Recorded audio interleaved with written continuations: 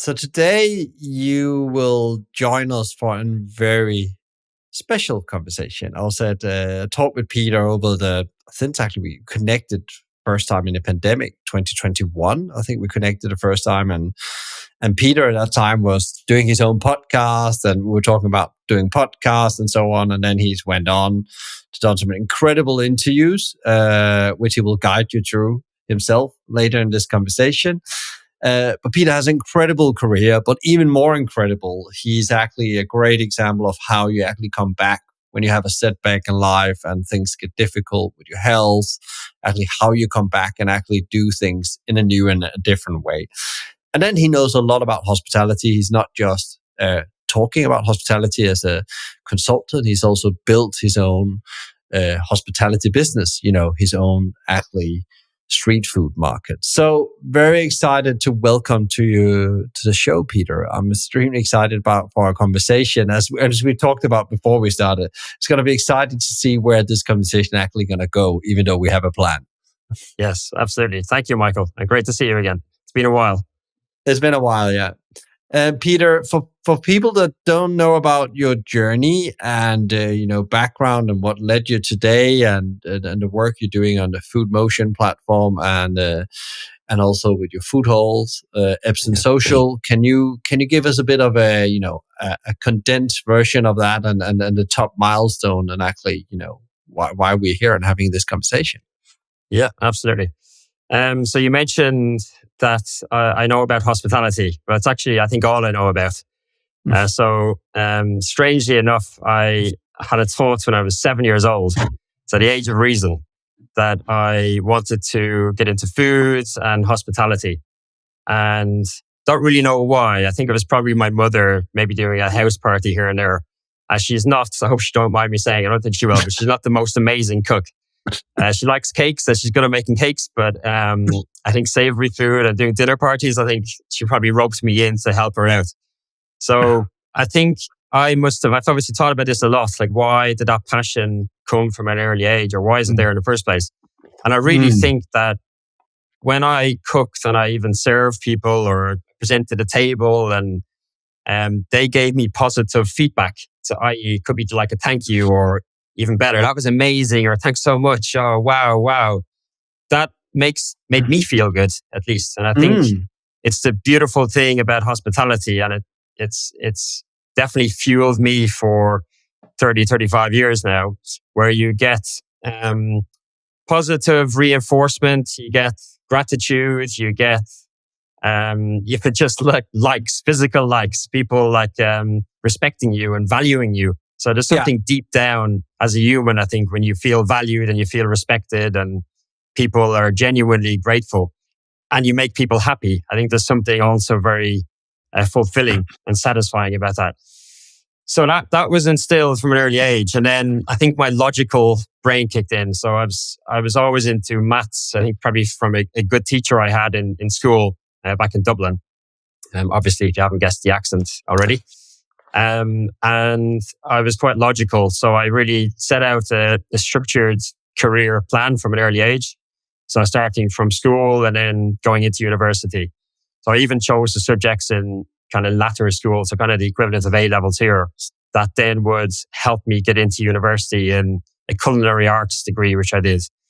So that was a 4-year BA, but it's very much like a foundation of general culinary arts. So from practical cooking through to gastronomy, finance, business, etc., even aesthetics and design and so on. So a really amazing foundation. And then I went on to do wine and spirits. So I studied the WSET diploma in wine and spirits. And then went on to do a master's in business and entrepreneurship, but focused on hospitality. So probably from a lack of confidence, I would say, I kind of went and kind of thought I needed to tick all of the boxes. So food, front of house, management, business, wine. I kind of didn't feel confident until I'd really exposed myself and learned things in all the areas I could see that I needed to then go and be successful, I guess, in the industry. And then I guess the big thing from that university time was really my mindset developing. So I coming from working class Dublin background, very humble, loving parents, so nothing kind of crazy within childhood that happened. But I think in university, my mindset changed and I kind of saw more things that I could do. I became more ambitious. My eyes opened to the possibilities in this world, and just my mindset changed a little bit in terms of setting my goals and what I could potentially achieve. So I then decided I want to work as a chef in really the best places that I could find. So I went traveling. So I worked in the south of France and some really amazing 1 and 2 Michelin star restaurants. So quite hardcore French style, traditional classical cooking, which is an amazing experience. Did a whole year backpacking, Australia and America and so on. Again, cooking as a chef. And then once I came back to Dublin, I decided to come to London. And again, lucky enough to work in some great places. So I worked in Wild Honey and Arbutus restaurants, again, 1-star restaurants. And I worked in the Fat Duck with Heston Blumenthal. So I did a short kind of stint there. So that was kind of in my head. Again, the logic kicked in. It was like chefing kind of done, cooking done. I'm still not an amazing chef or an expert in any way, but I kind of exposed myself to that and loved it. But really, I guess wanted to again learn the other sides of hospitality. And I really loved the front of house. I had worked some shifts and some time in different restaurants and different places and some events, and I wanted to do more of that. So actually, whilst I was in Arbutus, I flipped to the front of house and worked my way up through senior management, which was amazing. Back, 15 years ago, Soho was really hopping. We were doing 200 covers a night, and it was amazing operation. Menu changed twice a day. So that was like my discipline. That was like proper learning, like the details of how to operate a restaurant or a venue. And then I kind of was working my way up through to management. And actually at that time, I had an entrepreneurial spark. I think probably like a lot of people, there's an itch there somewhere. Yeah. But I was comfortable in employment and I was enjoying it. And I guess I was learning how to operate and succeed within an employment structure. And I could see myself kind of going up to like a managing director level, or that was kind of what I was aiming towards. So I went to work for Prescott and Conran and Terence Conran's group and became an opening general manager for Albion Cafe and opened a restaurant in Bankside.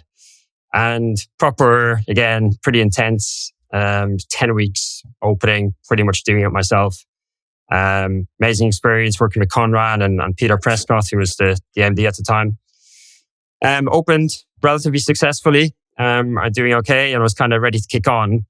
And you mentioned my personal battle. So I think it was a few weeks after we launched Albion in Bankside, I noticed my eyesight starting to deteriorate. And I actually had my eyes lasered 10 years previous. So I think it's quite common to have it redone after 10 years, or it can fade. I've heard stories of it at least. So I just thought, my prescription going, let's go and get them lasered again. That was my first thought. And I went to Optical Express or another, I can't remember which one, but an optician's. And they essentially saw something in the back of my eyes and said, nothing to worry about, just you need to go get it checked out now.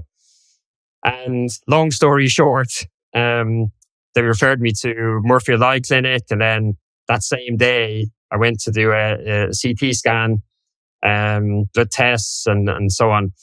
And I believe within 24 hours or so, I came back and said, you need to go to Charing Cross Hospital to an eye specialist, like pretty urgently. So I think this was a Friday. And they actually kept the hospital open for me, like late Friday night. The scanner open for me. And then Monday morning, I was in Charing Cross Hospital.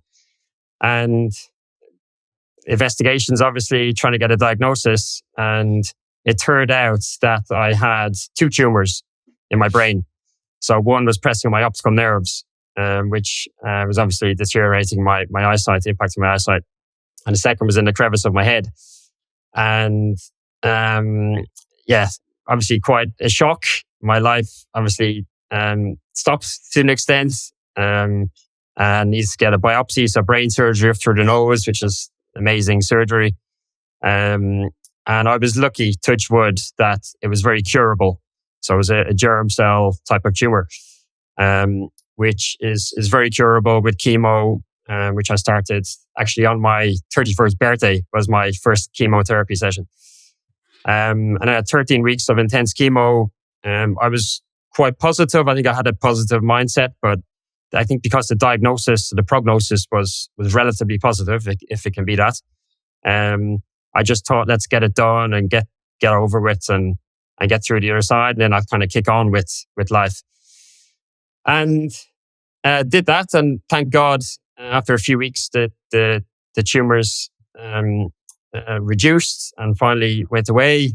But subsequent to my chemo, I was obviously cured and happy days. It was amazing.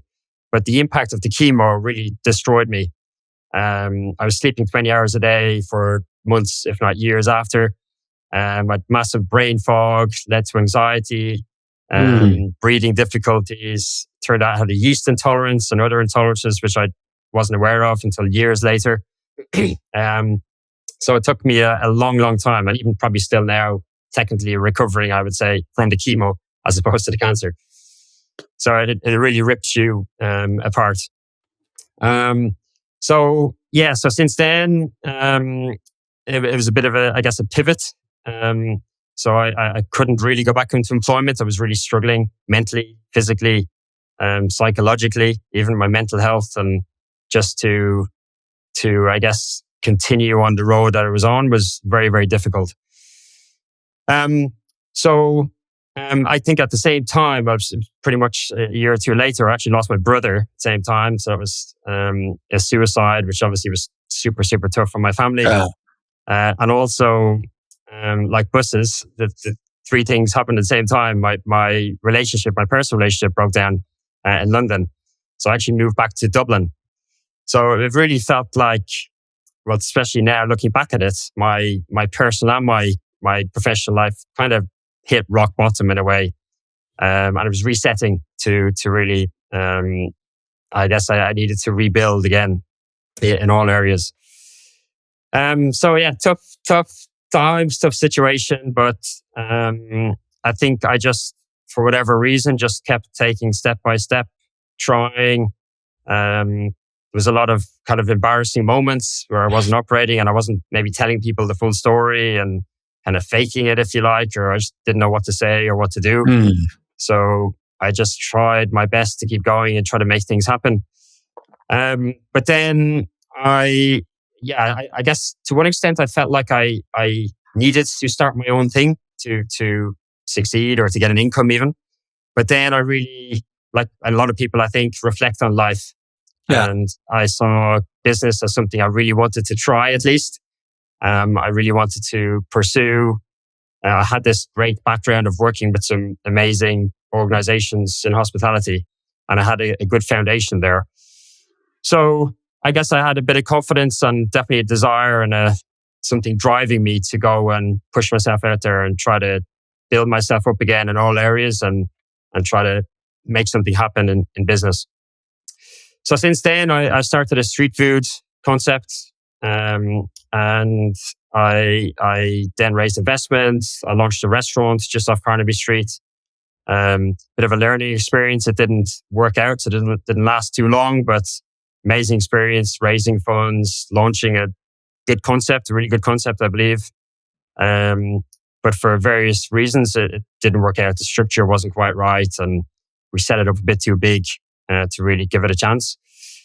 And then that was 2018. I launched Food Motion, which is a consultancy and a network, which I currently still run. And that is to support early stage entrepreneurs in hospitality. And we've worked with well over 100 different operators, mostly early stage, but some more established, some property developers, some councils, landlords, etc. And we generally support in all areas. So again, I'm a generalist. I'm not an amazing anything, but I've got a good foundation, and I've opened quite a few venues.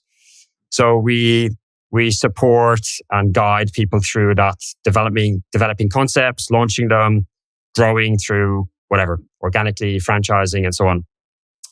And actually, through that, one of our clients introduced us to a landlord in Epsom coming out of COVID. A bit of a post-COVID deal that had a big site available. And we had worked with a few food halls. We understood the model very well. And in 2021, we pitched this model to them where it's a partnership, management agreement style. And we launched that in 2022 with some of our clients actually operating at street food level. And yeah, we've been operating that 2 years now. So it's kind of a proof of concept. It's really something I've learned to, I guess, sustain and find a way to make it work post-COVID. But it's very enjoyable. It's very community focused, very events led, and really what I love doing. It's kind of operating venues. So that's as summarized as I can give you. Wow, yeah, and I knew it would be quite a strong context, and then I think lots of people still thinking the same like me. Wow, how did you actually? We come back to that. How do you actually use that situation where you suddenly, your life is hanging in the fingertips, or you must have felt that. So I just wanted to go back to a couple of things, and then we can talk about the Food Motion and the Epsom Social Food Hall. When that happened in that period where you're in recovery, you might got the good news that this was you will come out of that. How did you use that situation? You think today there's some learnings from that part of your life where you think that's really I've had some massive learnings in how to run my own business, how to manage myself. Anything you can share that you actually get, because in that moment in the first instant you must thought it's over, it's I'm not going to be here anymore. And then you go on that journey, and then when you look back often when you've had these traumatic experiences, there's like some huge learnings you can take into your life, and it actually helps you as you go forward. Yes, good question, Michael. I think like everybody's different. First of all, I think everybody deals with these probably deep traumas in different ways. And it was very surreal for me. Even probably mostly afterwards, I was probably in shock. I would think now, thinking back, and I've had a lot of obviously therapy and different sessions with various different people. It really hit me after the chemo and after I was cured, and trying to understand like what the hell just happened to me. I remember sitting with somebody in Maggie's, I think was a psychologist, and just saying like, I don't know how to position this in my head. Like, how big is it? And when I speak to people, do I need to set them up to talk about it? Or is it something just in passing that it happened and fine? Or I just couldn't digest it, I suppose. I didn't know how to think of it, and how to use it, how it should impact me, how it is impacting me. I just couldn't come to terms with it, I guess. And it took me a few years to really digest it and understand it and just work through that. So I think that was one thing. It was just a mental grasping of what happened. It was a big challenge. I guess how I used that, I was just again taking step by step, and to one extent, because I didn't understand it, I didn't really understand exactly what was going on. I didn't really understand the decisions I was making sometimes. And I just took one foot and put it in front of the other and just tried to make the best decisions I could and tried to work my way through it. So I think having that vision and seeing that light at the end of the tunnel, I guess, seeing the positive picture at the end or in a few years, that was what kept me going. I was trying to find a way and failing a lot, but trying to find a way to work, I guess, to an extent back to where I was, how I was feeling at least prior to the cancer, which was really, I was a 30-year-old, top of my game, do well in career. So I was trying to get back that feeling. But I'd say the other thing is kind of understanding myself. And I've spoken to other people, obviously, that have been through similar traumatic experiences, whatever they might be. And I think you because maybe you self-reflect more and you speak to other people and you're talking about your own feelings and your own mental state, and you're kind of talking through a lot of things, and even maybe relevant in kind of more distant ways, like childhood things or whatever it might be. And I think I discovered a lot about myself and how I work, like even in terms of my personality and my relationships, how I lead people, how I operate. And it was actually kind of, I don't know, very interesting, but kind of funny enough, like when it's happened, I actually didn't tell anybody until pretty much the chemo was done.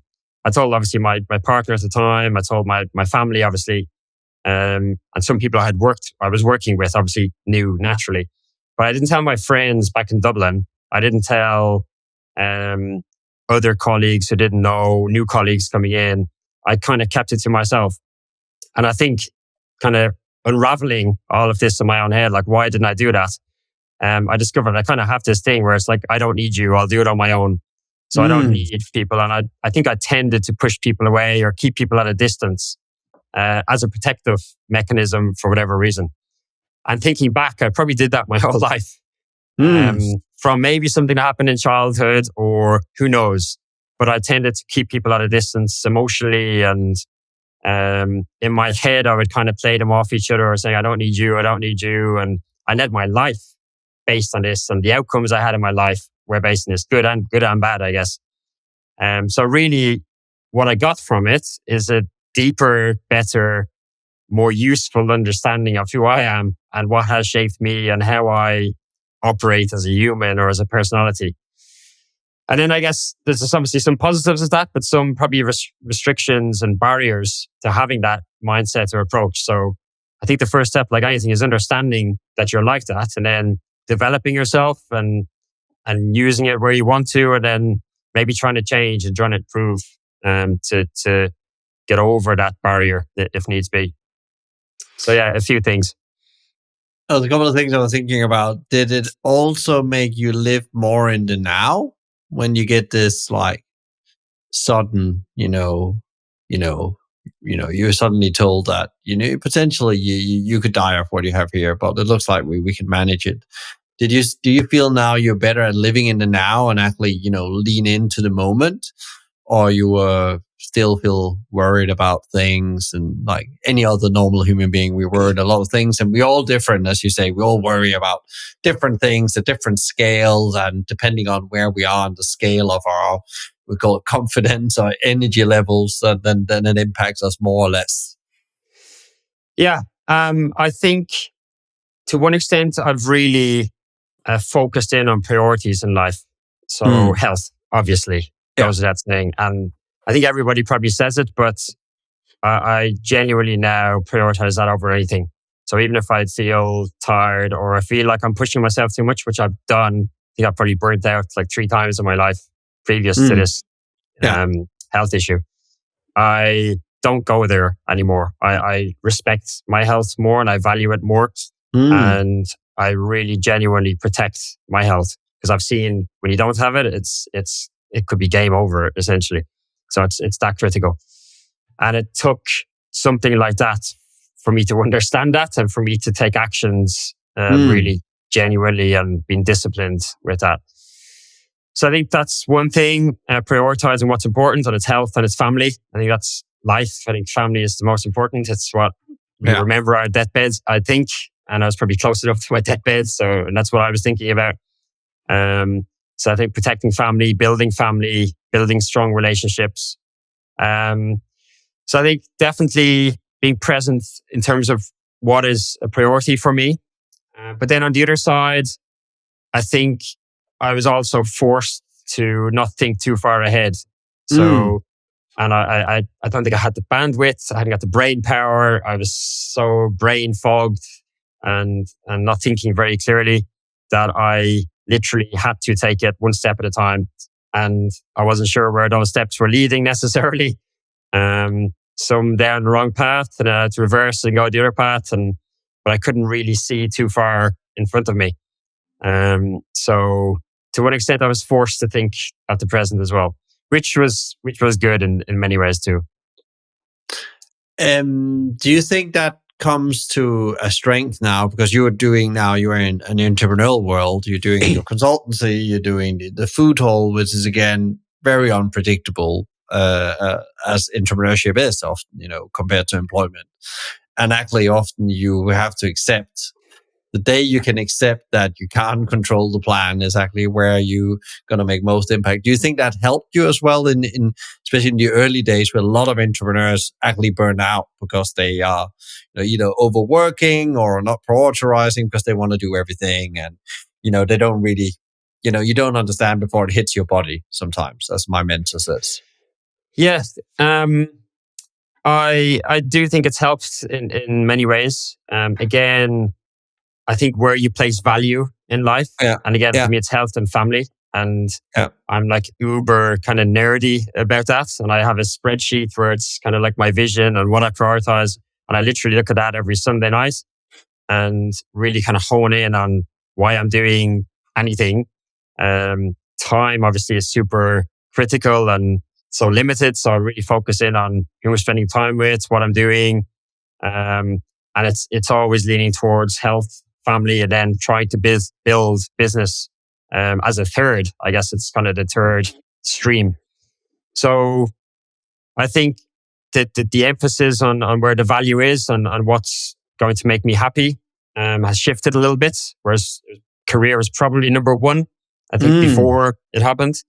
And I would have probably said it was family, number one, but really in terms of how I was using my time, I think career was number one.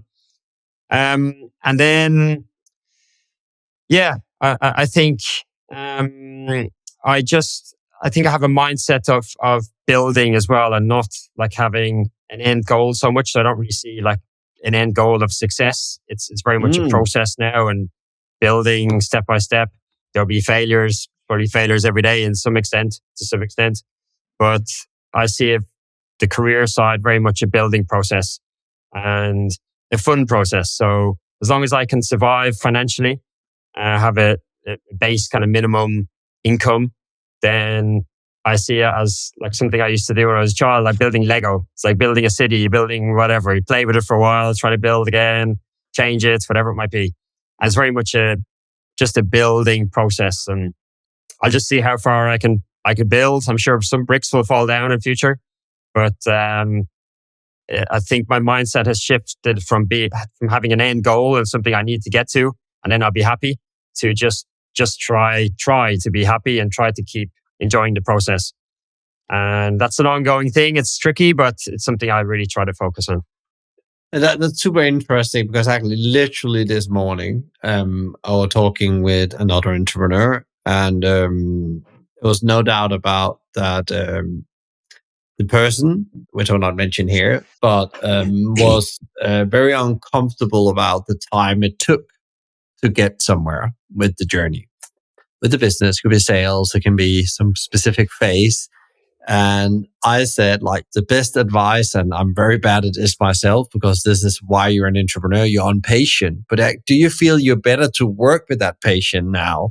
Like, because patient is really one of the key ingredients in anything you build, because it's not always going to go as you think, and you need to have, it's going to be harder, there's going to be a different route, and sometimes it's shorter, sometimes longer, but mostly the plan is not going to go to plan, and you will just have to be very patient and stay in the game and actually just survive for a very long time in that.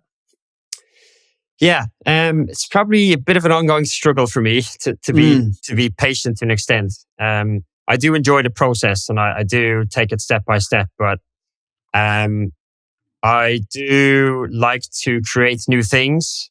Maybe it's coming from my chef background, or I don't know, the entrepreneurial spirit, but I do have to focus on trying to slow down with, I guess, implementing ideas, deciding to, or learning how to say no more, something I'm working on.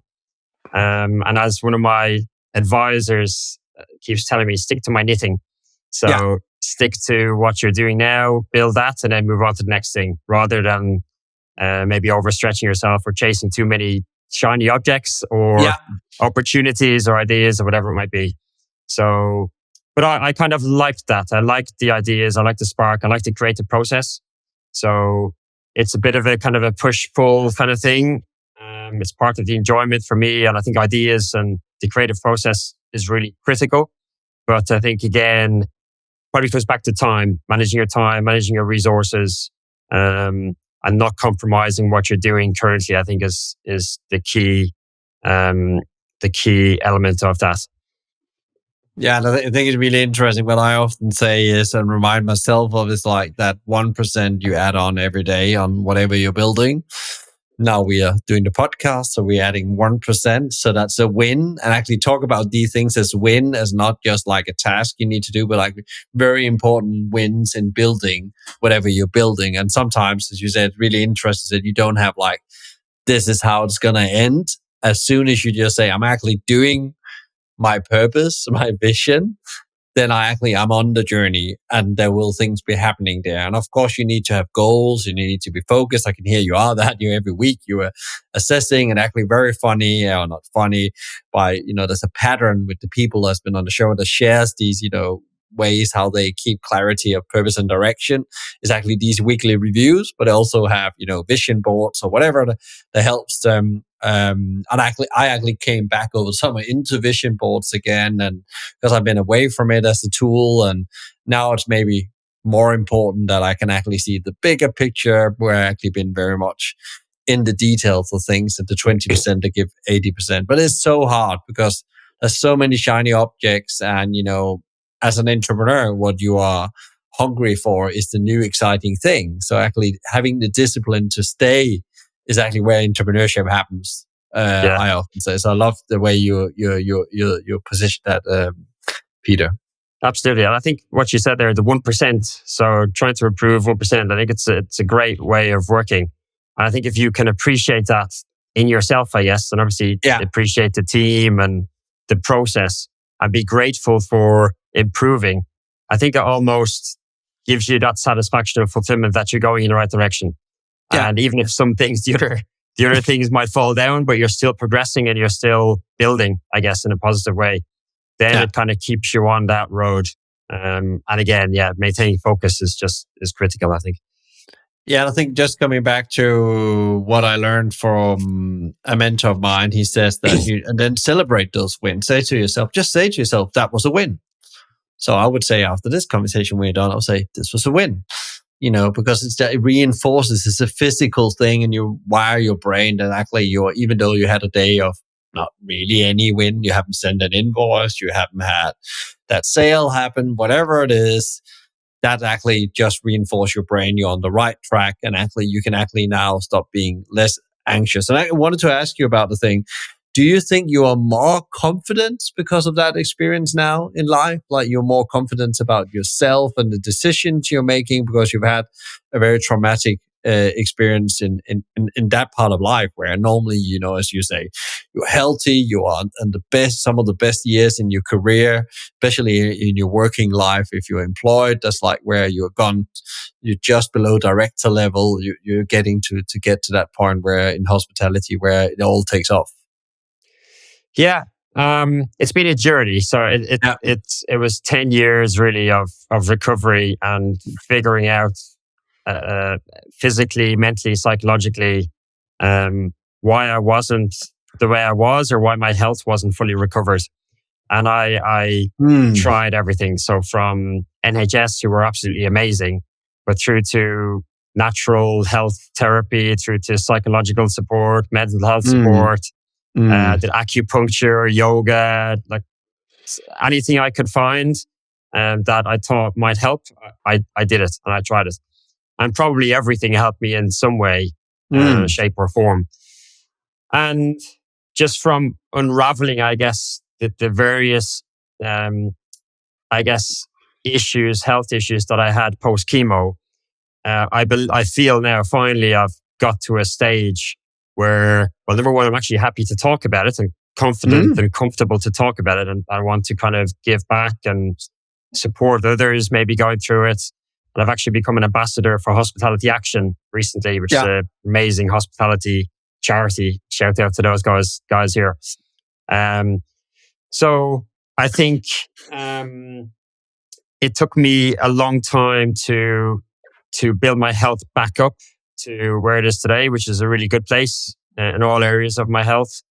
And through that, my confidence wasn't great. And it was a bit of a roller coaster journey. There's probably some physical and mental and psychological things going on, which impacted my confidence. But now that I feel healthy again, and I feel energetic and I believe focusing on right things in terms of growth, I guess I have more security, more confidence. I feel more grounded, and I have, I guess, a greater perspective on life, which is, I guess, my unique experience and way of seeing the world and seeing where I'm going from just what I've been through. So yeah, it's been a journey. Whether I think what I tried to do in the past was compare myself and try to get back to where I was, but I think that was never going to happen. I'm 10 years older, whatever, 11 years older now anyway. So nobody's ever going to get back to the way they were when they were 30, when you're 40. So it was probably a bit of a futile ambition. But once I realized that I am different and try to be better than I was in different ways, and try to continue growing and developing myself, then I guess, just become more comfortable. And because of that, then more confident and more stable, secure, grounded, and so on. So I feel good, touch wood. My health's been good. And I think as long as I continue to focus on it, I think I'll feel like I'm in a good place.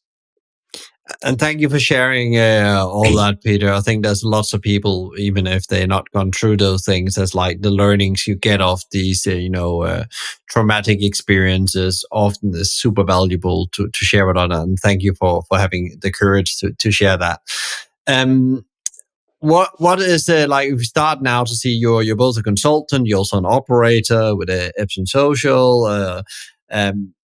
Is there any pressing issues as an operator you would like to see were solved in the industry? Because there's a lot of challenges, and you jumped in.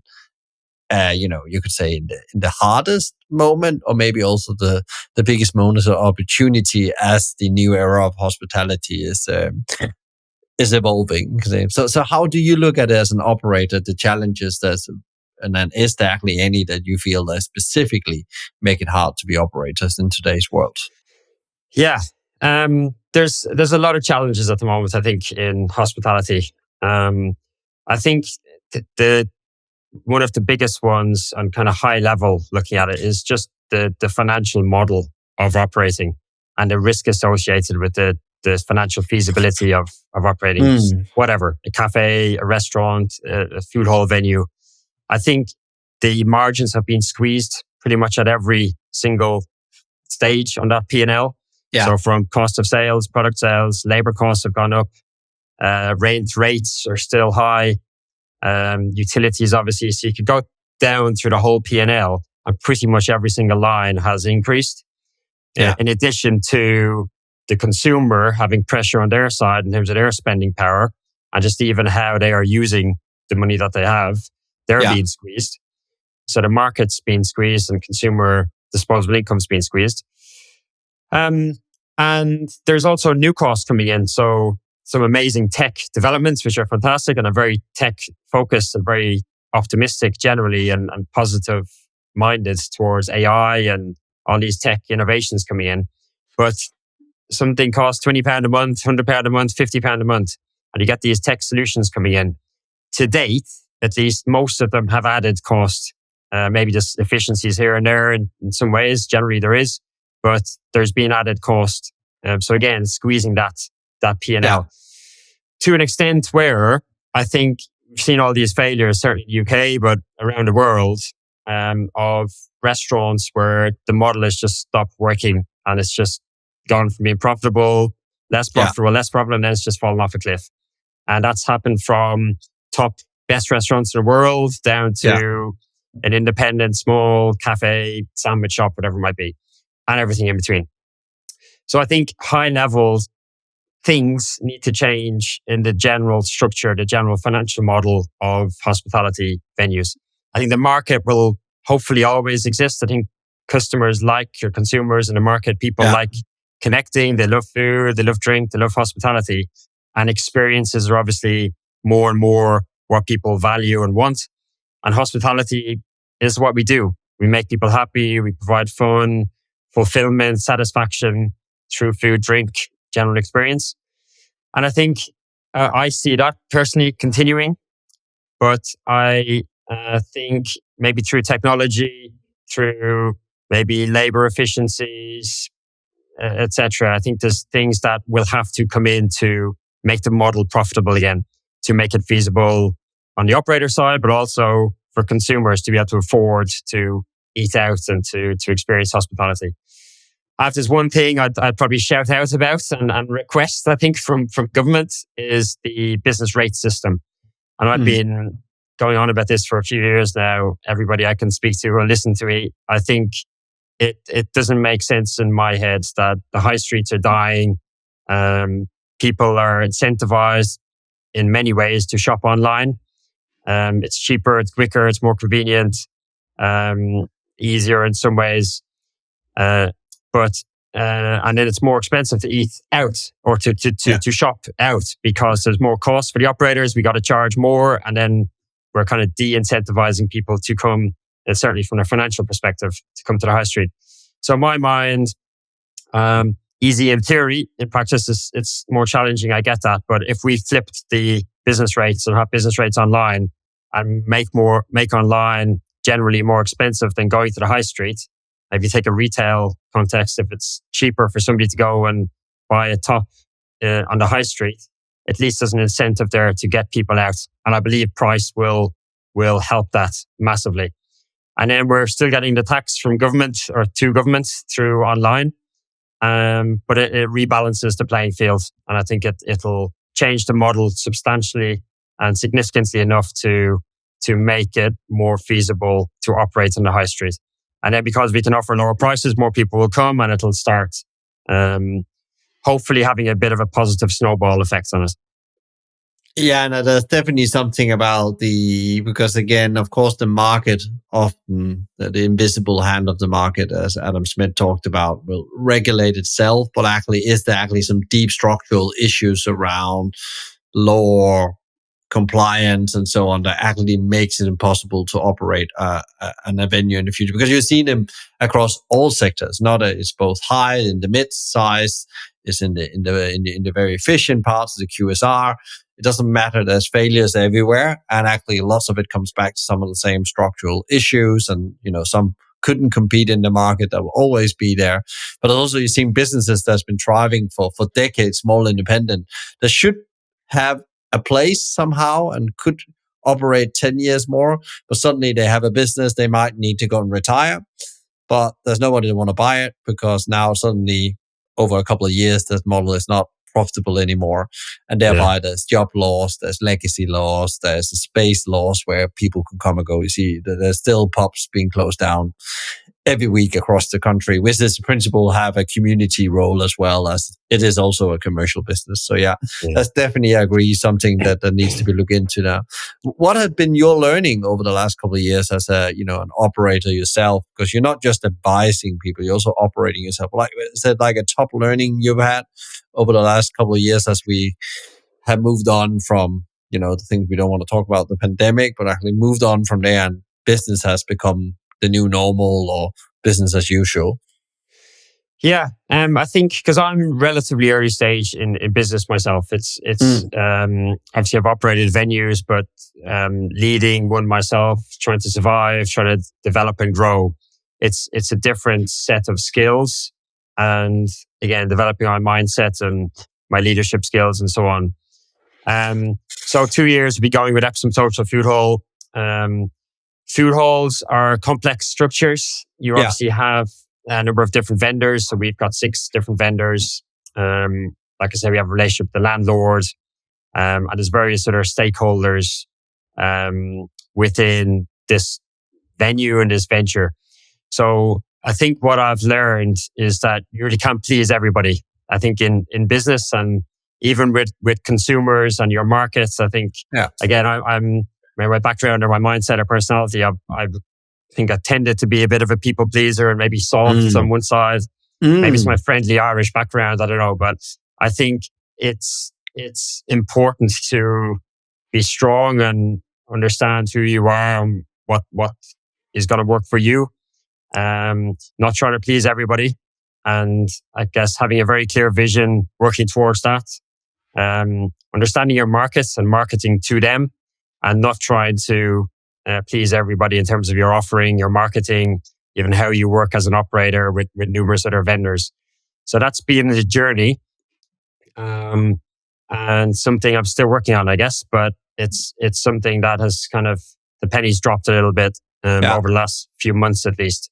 And now I think I'm just stronger, clearer, more focused in terms of the vision, I suppose, and my vision personally, who I want to work with, who I would partner with, and so on. How I run the business.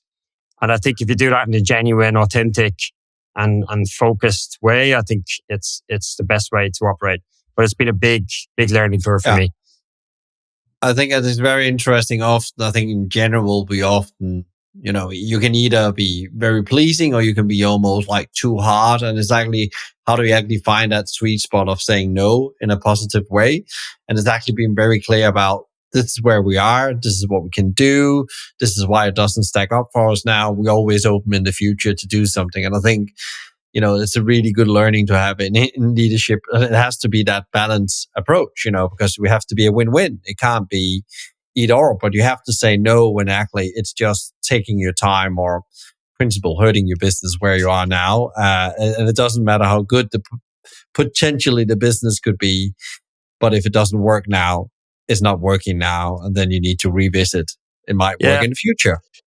I think it's having a set of values as well. Yeah. I think values for the business and values for yourself. I think if you're clear on those, in the end, that's something I've been working on over the last, probably a couple of years, but certainly a few months.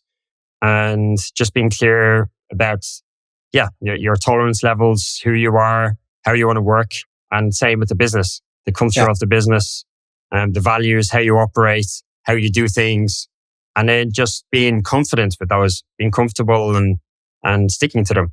I think that's super key. But again, it's kind of structure and focus on that approach.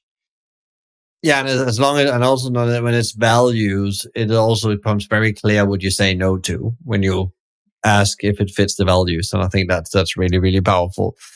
What is the one advice you would give, Peter, to other operators out there that's trying to build a business as a force for good, one that both makes money, but also makes like a positive impact on the communities it's part of?